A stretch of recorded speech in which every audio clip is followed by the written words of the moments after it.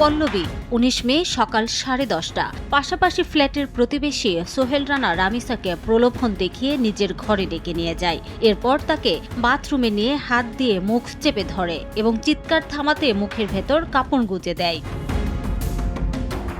হাত পা চেপে ধরে অবরুদ্ধ করার পর আসামি সোহেল রানা রামিসার উপর পাশবিক নির্যাতন ও ধর্ষণ চালায়। অতিরিক্ত যন্ত্রণায় শিশুটি জ্ঞান হারিয়ে ফেলে। রামিসা জ্ঞান হারালে সোহেল রানা মনে করে সে মারা গেছে। এরপর অপরাধের প্রমাণ ও আলামত গোপন করতে একটি ধারালো ছুরি দিয়ে নৃশংসভাবে রামিসার গলা কেটে মাথা ও শরীর বিচ্ছিন্ন করে ফেলে। সে রামিসার মরদেহটি টুকরো টুকরো করার চেষ্টা করেছিল। পরবর্তীতে পুলিশ শোবার ঘরের মেঝে থেকে রামিসার মস্তকবিহীন দেহ এবং টয়লেটের বালতি থেকে তার বিচ্ছিন্ন মাথা উদ্ধার করে। ময়নাতদন্তের রিপোর্ট অনুযায়ী রামিসার মৃত্যুর মূল কারণ ছিল গলা কাটার ফলে অতিরিক্ত রক্তক্ষরণ ও শক।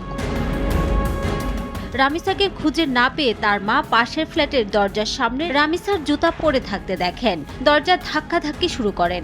ঘরের ভেতর অবরুদ্ধ সোহেল রানা আতঙ্কিত হয়ে পড়লে তার স্ত্রী স্বপ্না বাইরে থেকে আসা লোকজনকে দরজা আটকে বাধা দেয় এবং সোহেল রানাকে রেঞ্চ দিয়ে জানালার গ্রিল ভেঙে পালিয়ে যেতে সাহায্য করে। পরবর্তীতে পুলিশ এসে দরজা ভেঙে রামিসার লাশ উদ্ধার করে এবং ঘটনার সাথে জড়িত প্রধান আসামি সোহেল রানা ও তার স্ত্রীকে গ্রেফতার করে।